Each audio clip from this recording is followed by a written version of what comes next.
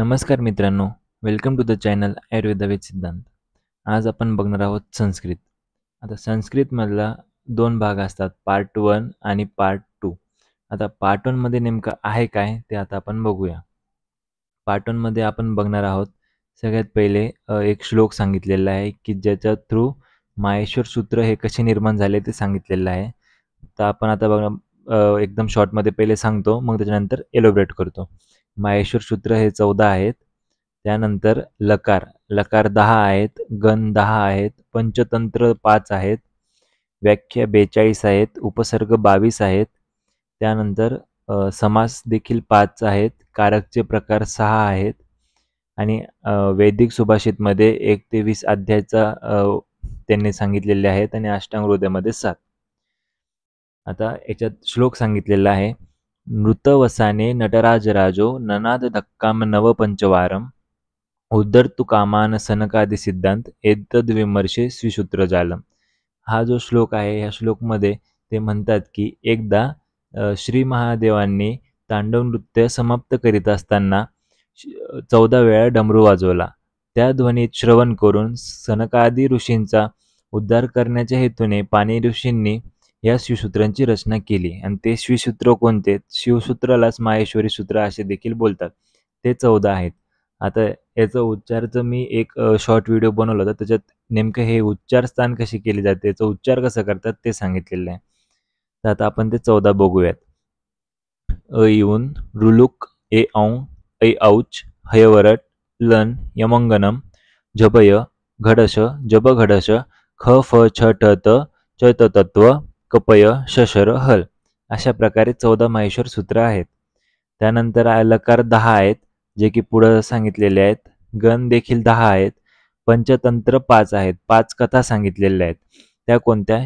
शपनक कथा, ब्राह्मण नकुली कथा, लोभविष्ट चक्रधर कथा, सिंहकारक ब्राह्मणपुत्र कथा, मूर्ख पंडित कथा. त्यानंतर व्याख्या ह्या 42 व्याख्या सांगितलेल्या आहेत व 22 उपसर्ग देखील मांडलेले आहेत. आता हे जे खाली सांगितलेलं आहे सुबंत तिंगंत आणि तिंग. आता सुबंत तिंगंत म्हणजे काय? सुप्रत्यय म्हणजे नामे सर्वनामे सुबंत. आता जे पुढे जे टेबल दिलेले आहेत, हे टेबल आहेत ज्या टेबलमध्ये नाम सर्वनाम आणि सुबंत येतात ते सुबंतिगंतम पद असतात. आणि त्यानंतर तिंग म्हणजे फक्त धातू. जे पण धातूचे टेबल आता पुढं मी तुम्हाला सांगेल त्याला तिंग असे म्हणतात. हे प्रश्न MCQ साठी विचारतात. त्यानंतर समास. समासचे 5 प्रकार आहेत. कोणते? केवल समास, अव्ययीभाव समास, तत्पुरुष समास, बहुव्रीही समास आणि द्वंद्व समास. यामध्ये अव्ययीभाव समासाचे 16 प्रकार आहेत. त्यानंतर कारक. पहिला आहे कर्ता, दुसरा कर्म, तिसरा कर्ण, चौथा संप्रदान, 5वा अपदान आणि 6वा अधिकरण. आणि जो षष्टी आता हे विभक्तीनुसार दिलेले.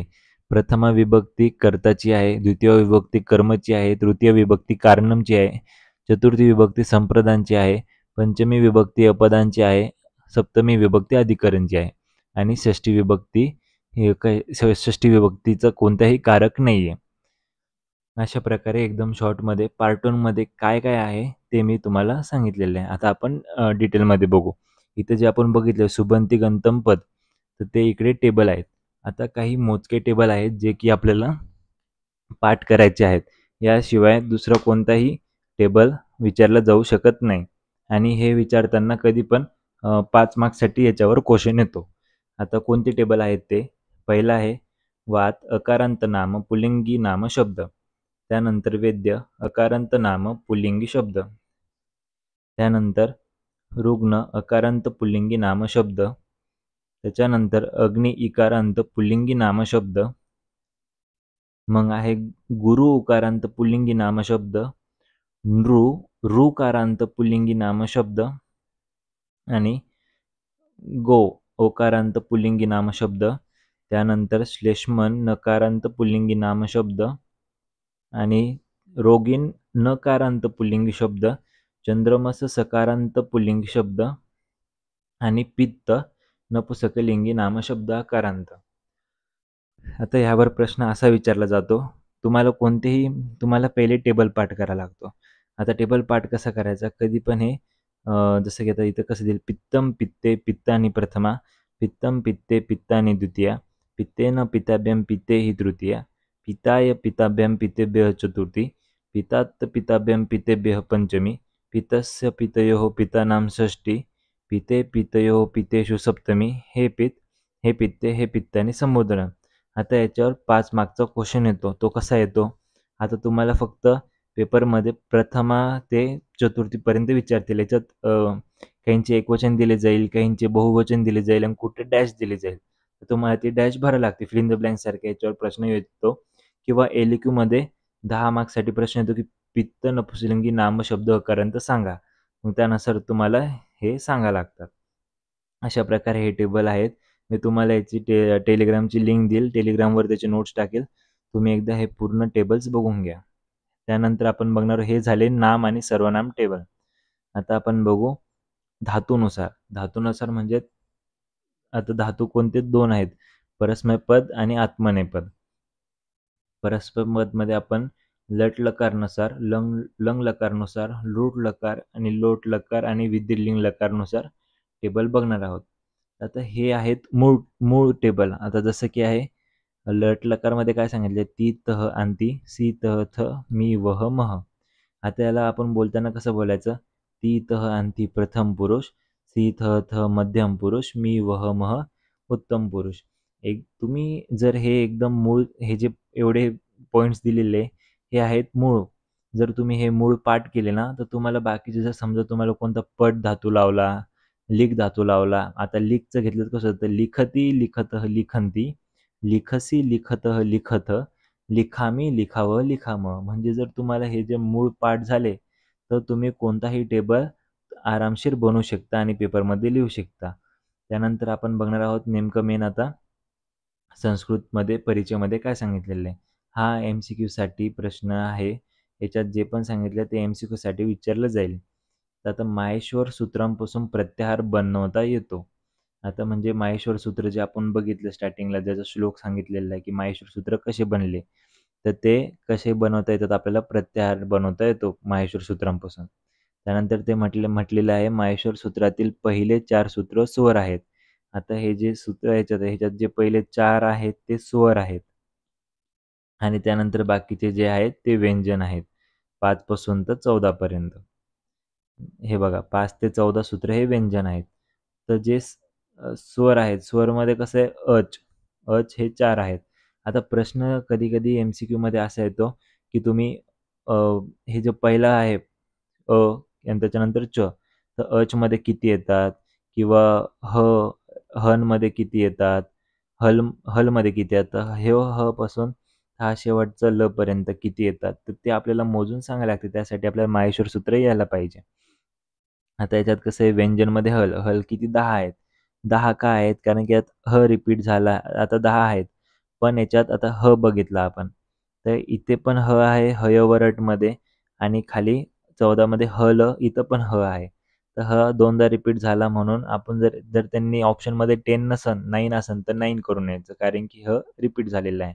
पण आता तुम्हाला एक प्रश्न पडेल की आता इथं ल पण आहे, तर जसं आता आपण इथं बघितलं हयवरट ल न, आता हा ल आणि इथे हा ल आहे, तर मग आपण हे पण एकच अज्युम करू शकतो ना, तर बिलकुलही नाही. का नाही करू शकत, कारण की हा ल पूर्ण आहे आणि हा जो ल आहे हा हलंत आहे. आता आपण याच्यात बघणार आहोत हे जे पूर्ण सूत्र आहे, त्या सूत्रामध्ये जे शेवटला न, क, अंग, च, ट, न, म, य हे जे आलेले आहेत ते हलंत आहे. त्या हलंतलाच इथं संज्ञक असे म्हणतात. आता इथं संज्ञक म्हणजे काय, हलंत. त्याला प्रत्याहार सूत्रात समाविष्ट न करणे. कधीही त्याला, जेव्हा आपण आता प्रश्न उदाहरण आला की तुम्हाला अच सांगा, अच सांगताना काय सांगताना, आता हे अ पासून तर च पर्यंत, पण कधीही याचा उल्लेख झाला नाही पाहिजे इथसंज्ञक वर्णांचा. तर तुम्ही काय सांगसान, अ, इ, उ, रू, रू, ए, औ, ऐ, औ एवढं सांगसान. त्यानंतर आहे हल.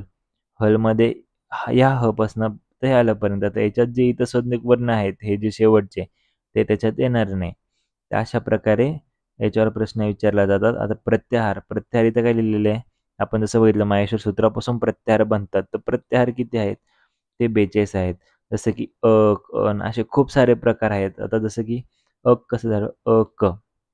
आता हा आणि हा क. आता ह्यामध्ये किती येतात? ह्याच्यात येतात अ, ई, उ, ऋ, ऋ एवढे येतात. किती? 1, 2, 3, 4, 5 एवढे येतात. 1, 3 आणि हे 5. त्यानंतर अन. आता अनमध्ये काय येतं? अ, ई, उ आणि हे तर न आहे. तर न आपण घेत नाही. अ, ई, उ हे 3 आलेत. अशा प्रकारे विचारल्या जातात. तर पुढं पण काय एक्झाम्पल येऊ शकतात अजून, की ए, च पर्यंत सांगा. ऐच पर्यंत.